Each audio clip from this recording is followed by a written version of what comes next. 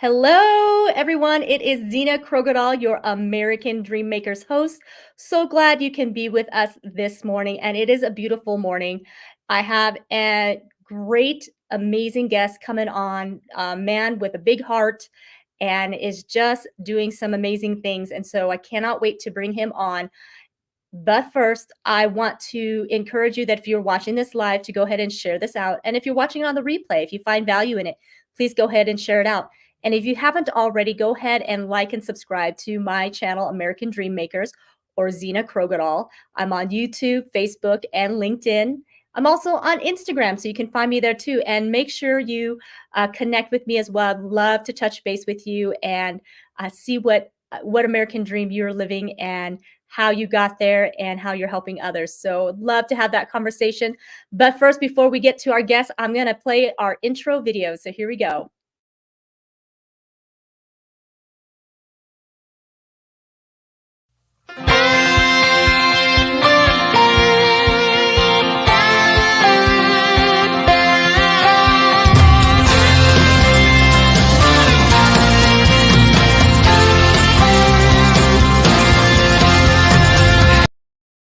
All right, you guys, I am back. It is Zena Krogadal, and I am your American Dream Makers host. Not only can you achieve the American dream, and not only does the American dream, I believe, belongs to all of us, but you can go beyond. And my next guest here is Darren Moyer, and he lives in Chattanooga, Tennessee right now. So I met him at the Ken and Glenn show, Master Momentum, at the beginning of the year. And let me tell you, he is an amazing guy with such a big heart. So without further ado, I want to bring him on because I want to get this conversation started because he's got a lot of great things to share. So here we go. Hey, Darren, how are you? I am great, Zena. How are you? I'm doing really well. Thank you. It is bright and sunny here in Arizona. What's it like out there for you? Absolutely beautiful here in Chattanooga, Tennessee. And, we're called the scenic city for a reason. It's absolutely beautiful here. It is really beautiful. That I was going to say, I was able to be there for a short time because I was driving through from Nashville and going to visit my grandmother in Atlanta. And so I stayed in Chattanooga for an evening, and it is a beautiful, beautiful town. How long have you been in Chattanooga for? I moved here back in '86. My father had moved over here. He had bought a business. And, after a few years after my parents divorced, it was just time for me to move back over here with my dad. I moved over here when I was 16, and it was probably one of the best things I did. I changed my zip code. I got into a different area around different people, and that's where I really give credit to a lot of my success is just coming here. Oh, that is awesome. So you have a family. Tell me a little bit about your family. I have an amazing family. I was previously married, so I have a daughter that's about to turn 34 with I got 4 grandbabies. My son is 19. My wife, Elizabeth, is just amazing. We've been around the financial industry for, I don't know, over 20 years, 25, 26 years. Our son is joining us. And we are very family oriented. I love what we get to do. It's not what we have to do, but what we get to do and what we get to do together. That's awesome. You're right. I mean, family is so important, and I think it even becomes more important the older we get, right, Darren? Yes, most definitely. So you've got a shirt on, says Moyer Homes, real estate kept simple. Tell us a little bit about that. How did you get started with that? Well, I've been around the financial sector, I don't know, for 30 plus years. It's really been a long time. I always had a passion for real estate. You always see, what's going on with real estate. Years ago, I met a gentleman in Middle Tennessee, about halfway between Nashville and Chattanooga. We bought a real estate company. We were building homes and renovating homes. we bought a real estate company, and I thought, hey, this is going to be cool. And we bought it in 2006, a great time to make no money in real estate. A lot of things changed. You're talking about building character quick, but we had a passion for it. It was a way to help us. It was another tool to help us get our homes moved or find property. And, some things changed. We hit some speed bumps in the road. One of the things that I probably got a PhD in is hard knocks, learning by failures. I have no problem with failing. We got out there, fast forward, my wife and I joined another company.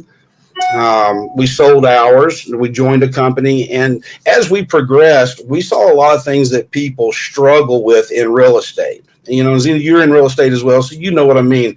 Who do you go to? You're comparing yourself to your production to other people's production. You're comparing, how you help people, how you help them get from point A to point B.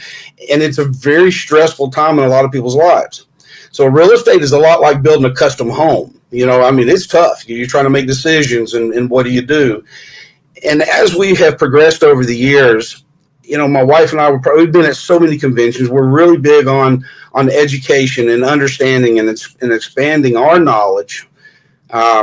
She has a degree in design. She graduated. She was going to school to be an engineer, ended up with a degree in design.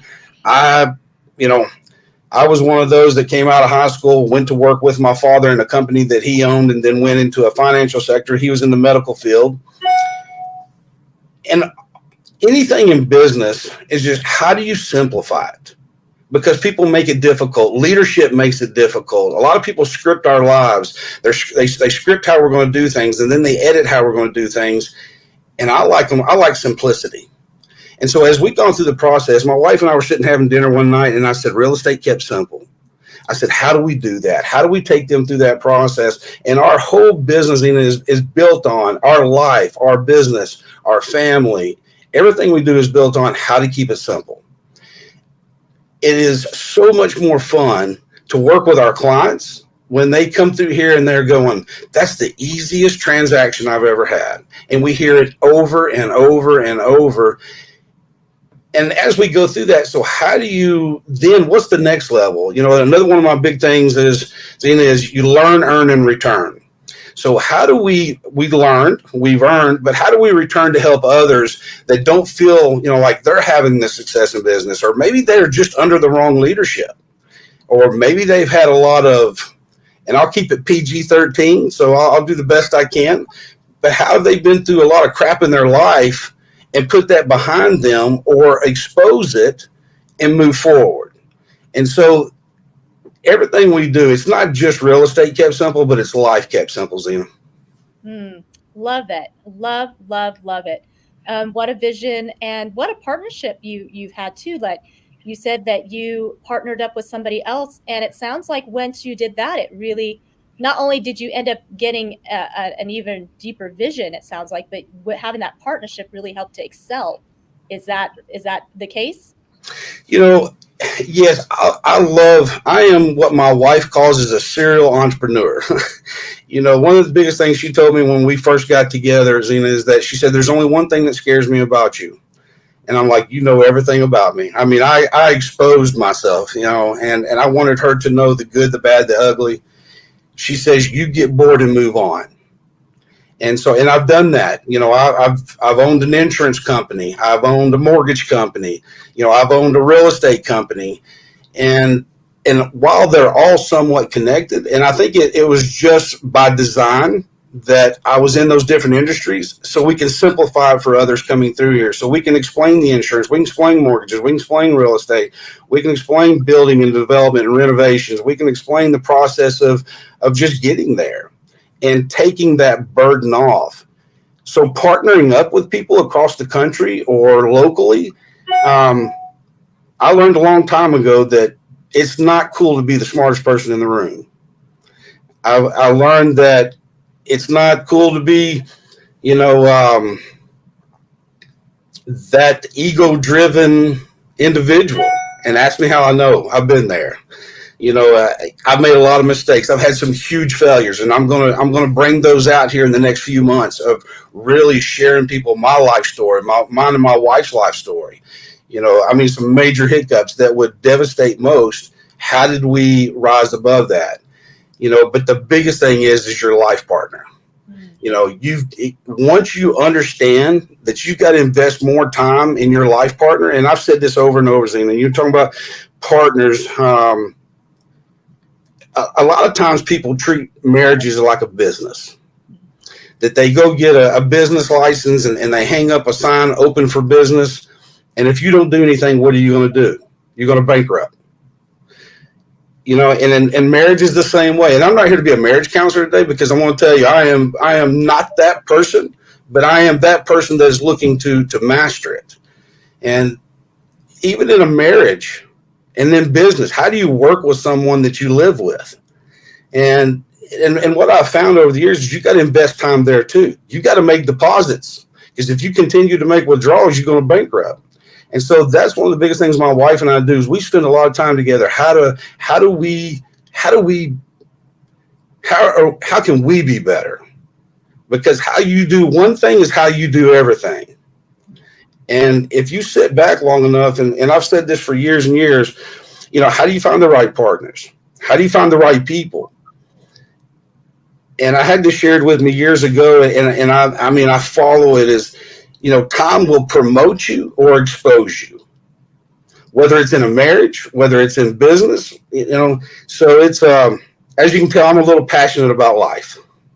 I love it. I love it, Darren. And I love that you touched on marriage and what that looks like for entrepreneurs, because that is actually one of the main reasons my husband and I are starting up Partners to Powerhouse, which, that's a topic for another day. But it is so needed, Darren, because you are correct in that when you're running a business, your life partner, the partner that you marry to, is the biggest partnership that you're going to have in any endeavor through life, through business, and all of that.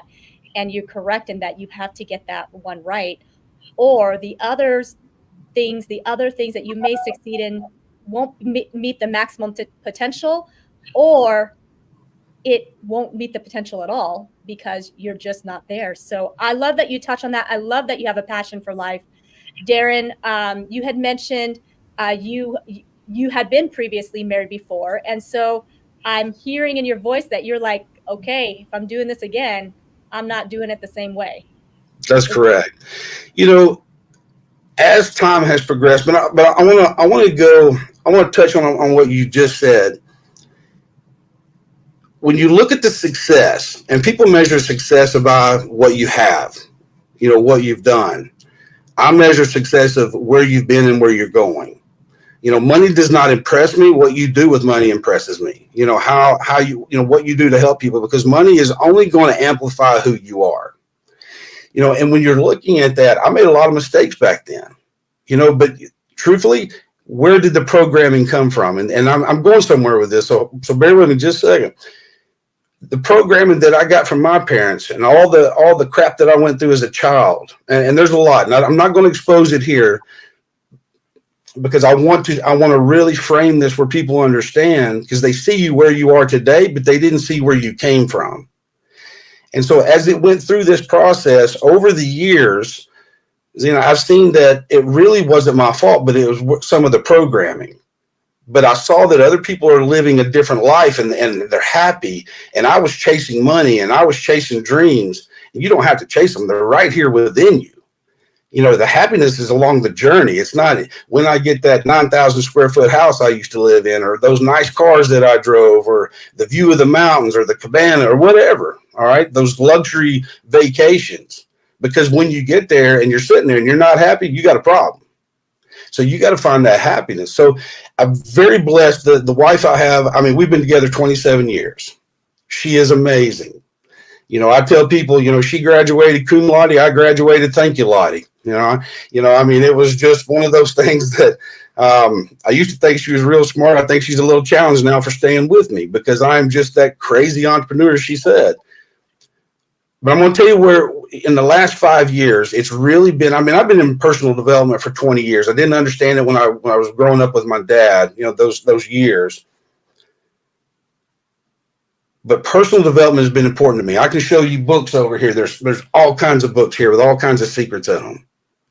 And it's good to have that knowledge, but if you don't apply that knowledge, it's no good. And so the last few years have really been focused on, a friend of mine shared out in Colorado, we don't see things as they are, we see them as we are. And I mean, and he started leaning into me on some things. And just in the last year and a half, and I want people to understand this, and I will share this part of it. I went and hired a therapist for my son and I. We have an amazing relationship. You saw us when we were in Dallas. But how can it be better? How can we communicate better? How can we really take things to another level? And then just recently we hired another executive coach. So we've got a therapist for the family. We got an executive coach for the family. And I just got off a session with them, and it's so amazing to see how much my son and I are on one level, my wife is on another. But when you layer them over together, with all these personal developments, assessments that we've had, how I cover one area, she covers one area, and he's right in the middle. Mm. And it is and it's something, what do you do? It's investing in yourself, not how can I go sell more houses? How can I sell more cars? How can I get more clients? But how can I be that better person? How can I be that better husband? How can I be that better dad? Because again, I said it, I'll say it again, how you do one thing is how you do everything. Mm. Oh, love it, love it, love it, Darren. That is spectacular. And you are a wise man. That's why your wife has stuck with you, because you are a wise man and that you are willing to learn. Because wisdom isn't that you just automatically have it.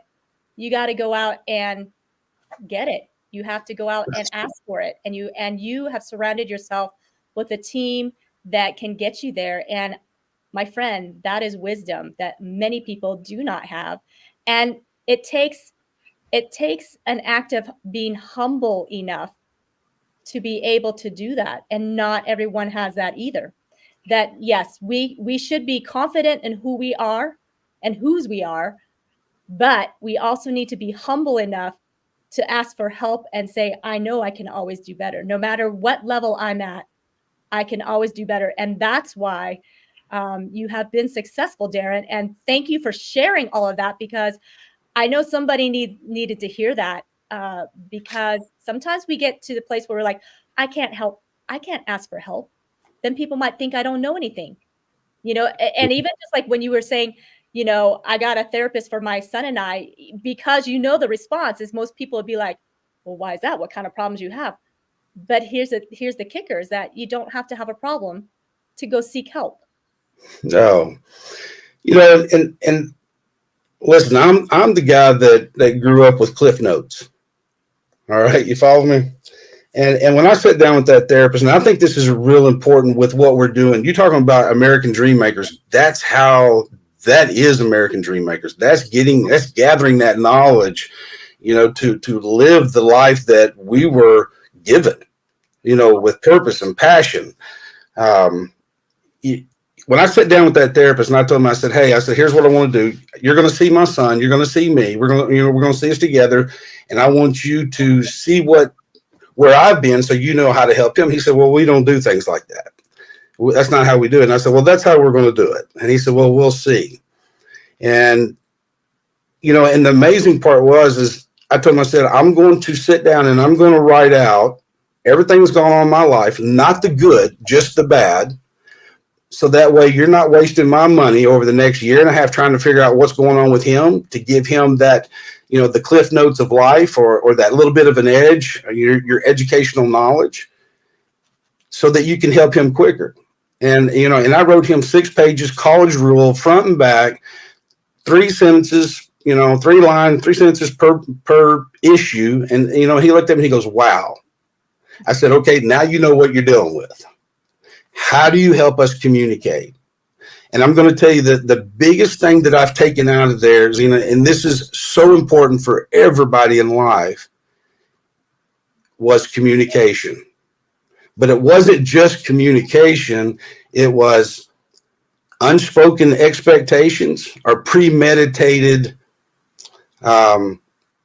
resentments. Mm. Unspoken expectations are premeditated resentments. So how do we apply that in life? How do we apply that in business? We expect somebody to do something, but if we didn't ask them to do it, then we're mad at them. I mean, or disappointed, or what does that lead to? Bankruptcy. It leads to, a business failing. And so, and again, I'm not sure what people thought they were going to hear today. But, as you and I talked about, sometimes it's just organically how we get through something and share, where our passions are. But it's okay to have had issues. It's okay to expose them. It's okay to address them. And most that will see this have known me over the years, that I was probably that leader that said, hey, if you need this, you're just weak.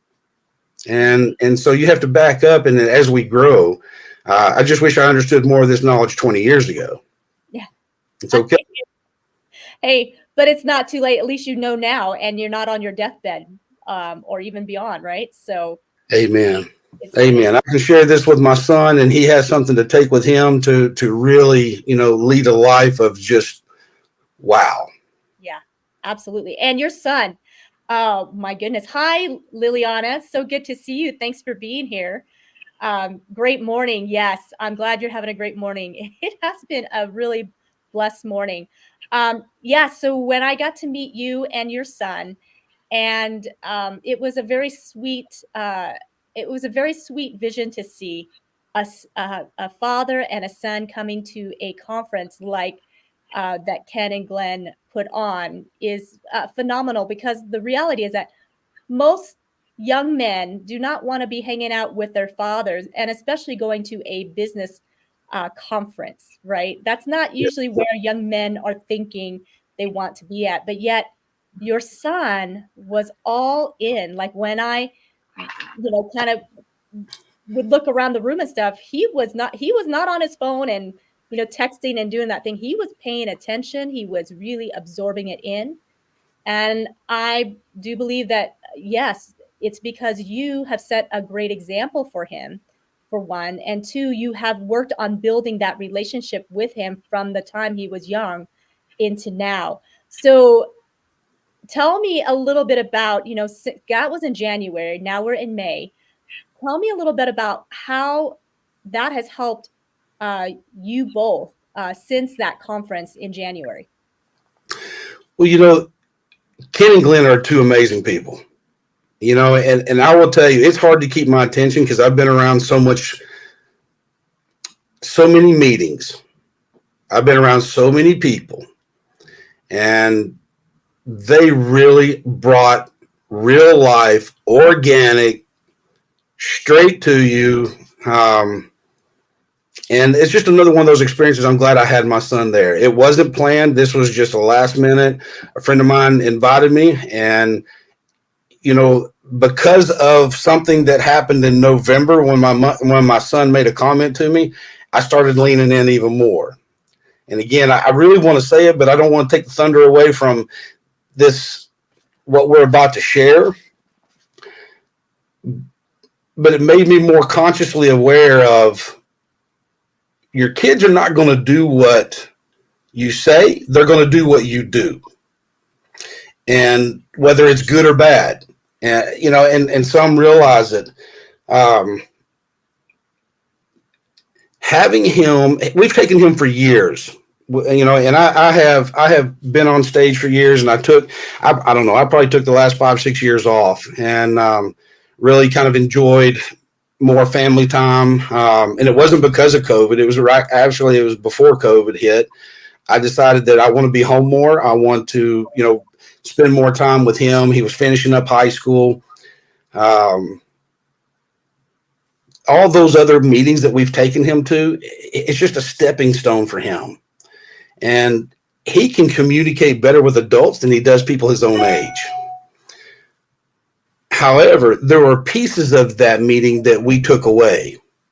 There were some big points that I was able to share with him that I've never heard. And, and I think I've just about heard everything. I've been to meetings after you name it. I've seen them, read their books. But Glenn said something that was so impactful. And my son, it was one of my son's big takeaways. It's because we hear it's not what you know. It's not, and we say it's not what you know, it's who you know, right? But there's another step that he added to this. It's not what you know, it's not who you know, but who knows you. And I've been a networker for many years, and I never thought of it that way, because I'm thinking, well, if I know Zena, then who do I get to meet? I get to meet Ken and Glenn. I get to meet, Patricia. It doesn't matter. So many different names, it's just, I don't know who you know. And so we get through there. And Nick, I love him. I've seen what he's been through. You're talking about an inspiration. I saw he just popped up on the screen. So there's people that you get to meet, that really are going to inspire you. And that's the biggest thing is with him. And he knows I'm not into motivation. I don't want to make you feel good about being broke and you go home and don't do anything. But I want to inspire you for the crap that I've been through so that you can go make a change if you want to. But how important is that to do with the younger generation? How many of them bring their kids to these or these young adults? And I've been taking him since he was just a little guy. How many of them are taking them to those experiences to see what life is about? And then all of a sudden, boom, now they spent 20, 25, 30 years, going, well, wow, I wish my dad would just have said that. Or I wish my dad or my mom would have taken me there. Where's he at 19 years old? Incredible. And so there's so many good points. I mean, he took notes. I mean, he was upset because he walked out there without his journal that he was writing all of his notes, and we had to go find it, and Glenn had it, thank God. But he took pages and pages and pages of notes that really had an impact. And I don't know, maybe you want to do a podcast with him, because I mean, it's amazing to see his energy, his love for life. Our executive coach just did a breakdown on us, and it was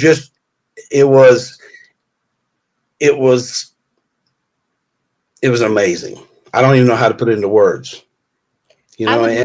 I would love to have him on the podcast for sure, because I tell you what, he absolutely gives hope for the young generation coming up, the new leaders that will be coming out. And Darren, that is fantastic. I appreciate you sharing all of that so much, because that was an incredible conference for sure. And next time Ken and Glenn has another conference, I definitely encourage those that can make it really should. Darren, I do want to switch gears just a little bit. And hi, Nick. Yes, love that you are here. And what a miracle that you are still with us. And we're so grateful and so thankful. Darren, you've the last few weeks, you've had some things going on as well. So can you tell us, a little bit about that and what that has done for you recently? You're going to get me emotional here. We say it's the books that you read and the people you meet that change your life. Times and events. And I said I wasn't going to get emotional. I used to be the hardest guy, S on the chest, but life has been a little bit of life's events have been like kryptonite. It's going to make you come down just a minute, but it's a reset button. And people, some of my best friends today are people that I've met through events.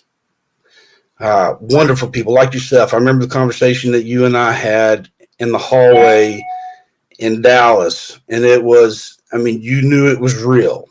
It was the energy. There's going to be certain people in your life that's going to impact. One of my former partners, I just spent the last 3 days. I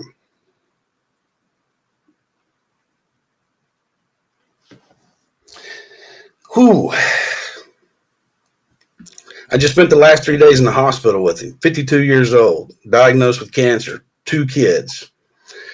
One of the most amazing guys in the world.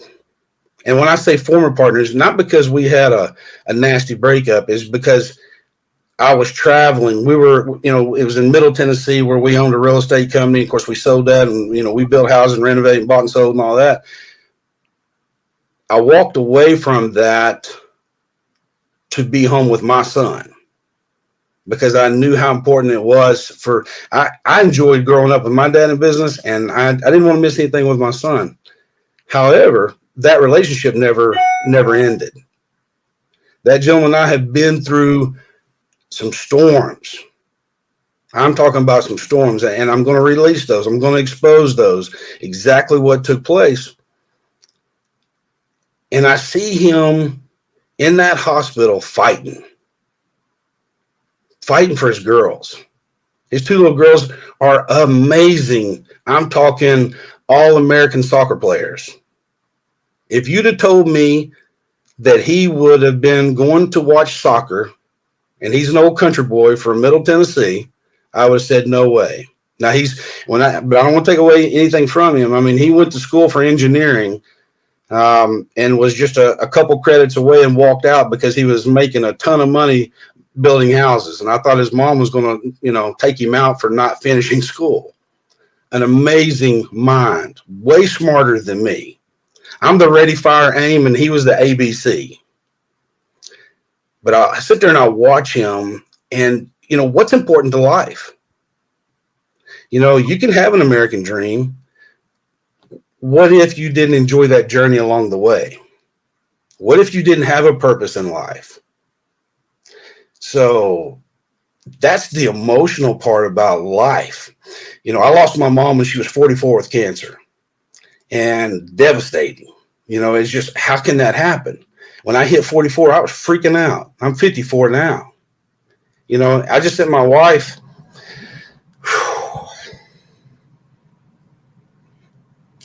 I just sent her a text when I was sitting in the hospital, and I've been with her for 27 years. I used to think Grace was just a lady's name, but I didn't know it was something that God gave us. And I sent her a text and I said, I hope I have another 27 with you. He has one of the most supportive, amazing families. And I didn't stay there to have a pat on the back. I stayed there to have that emotional experience and connecting with him,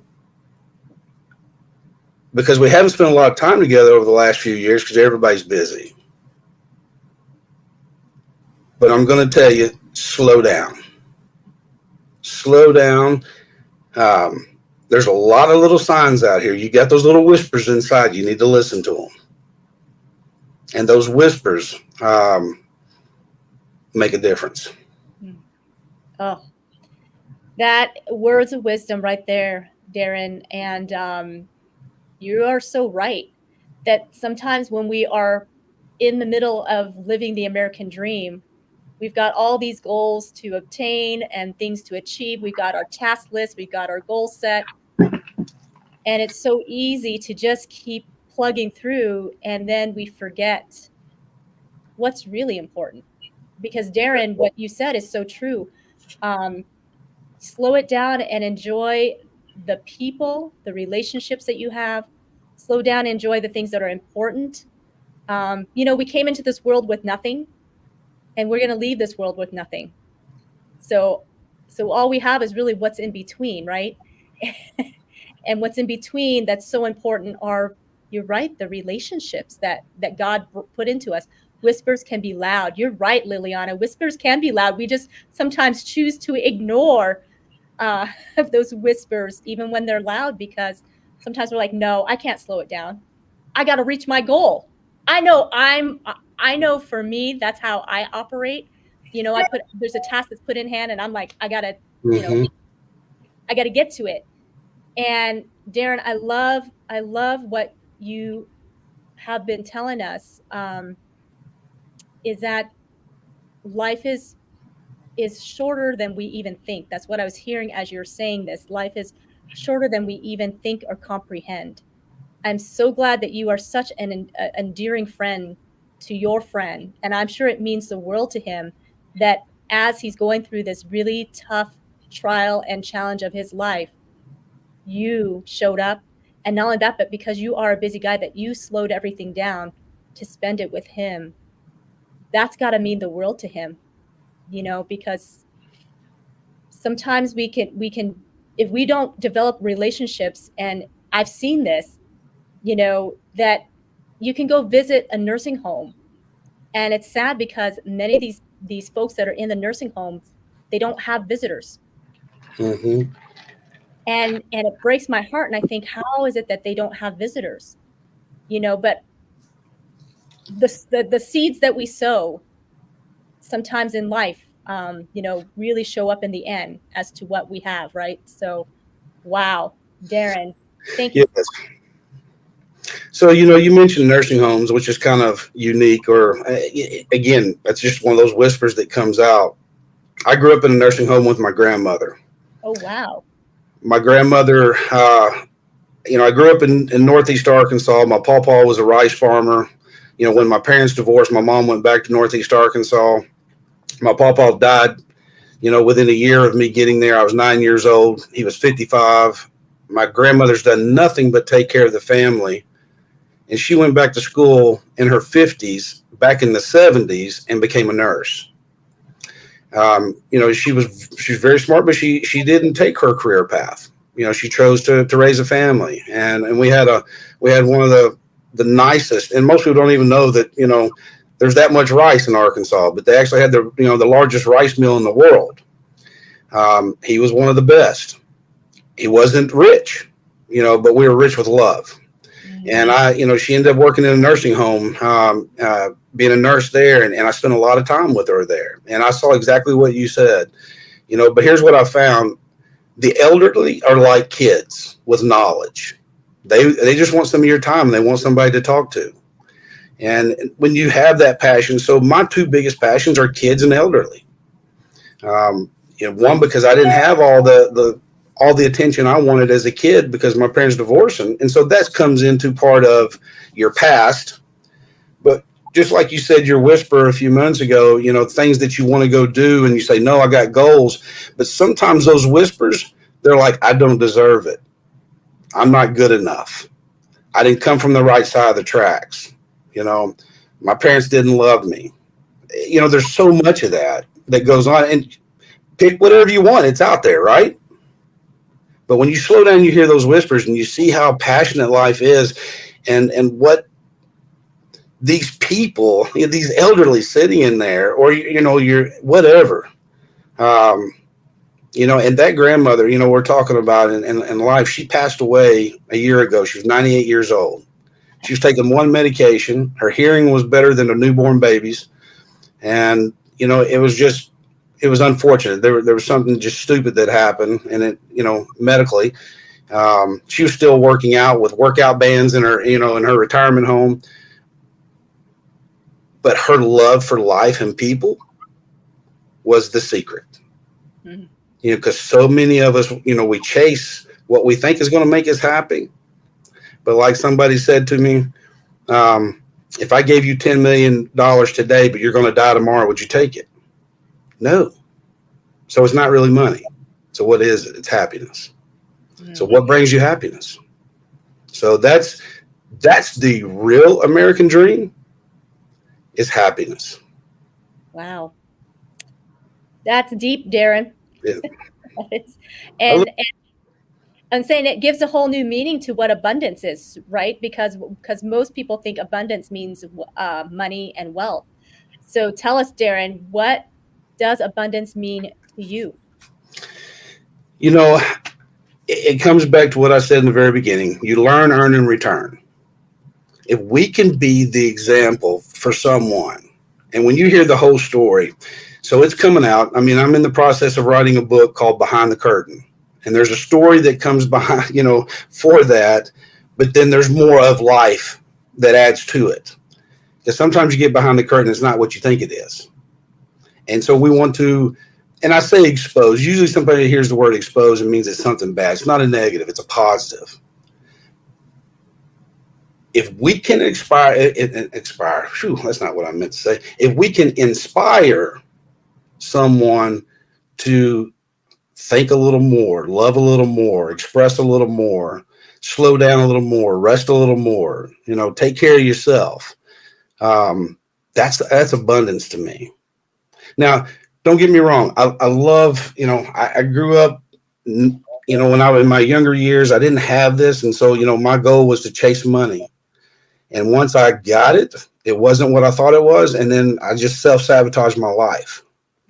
And now when you have it and you sit here and it's like, wow, so what really is abundance? Abundance is when you can hold those grandbabies and smile and laugh and, not worry about, do I have to eat or pay my electric bill today? It takes on a whole new meaning. It's not just the Lamborghinis and the Ferraris and the big homes. I get to wake up every morning to my wife with a smile. I get to go to bed with her. I get to go have dinner with her. I get to go do business with her. I get to go, these conferences with my son. I get to go, hunting with my son. I get you follow me? Yes. I get. But there's a difference between I get to versus I get, because I enjoy being a giver. I'm not real good with people who are, who are getters. I'm really good with people who are givers. But those are things I get to do in life. That is my abundance. And I hope that makes sense. Oh, yes, absolutely. And I'm so glad that you defined it, in the way that you did. And yeah, it's, when you take a look at life, for sure, it is fleeting and goes by so fast. And what we make of it, matters. And so thank you so much for taking time out of your schedule, Darren. Really appreciate you jumping on here and sharing your story and sharing your life and sharing from the heart. I really appreciate sharing from the heart, because I know I'm with you. I'm the same way. It takes a lot for me to get emotional. But when it hits, it hits. And then I'm like, what's that? What's that feeling? Like, it feels so awkward for me.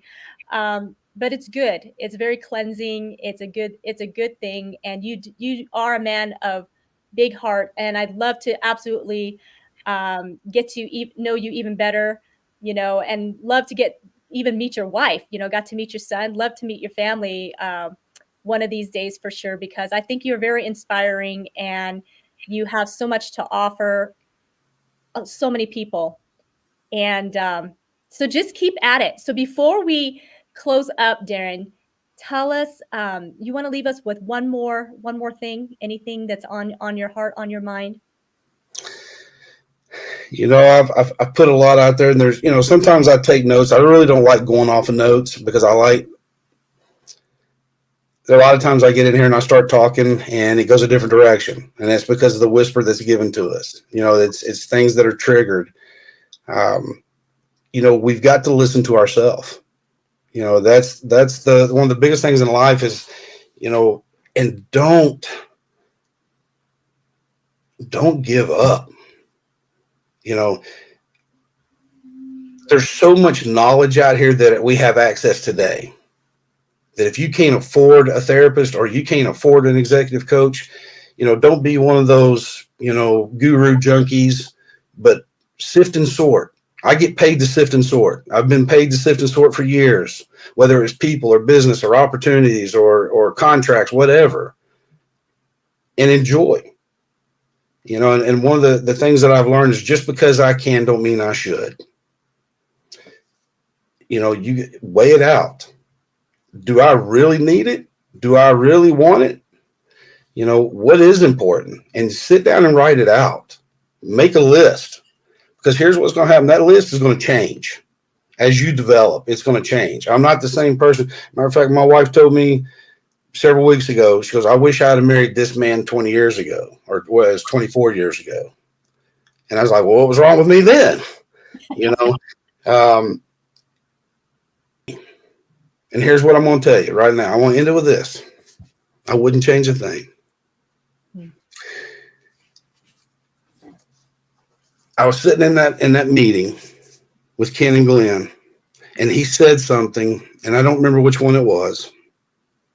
And I had made a comment on Facebook, to a friend of mine. He said, if you could go back and change anything, if you go back to high school for 10 minutes and change anything, what would you change?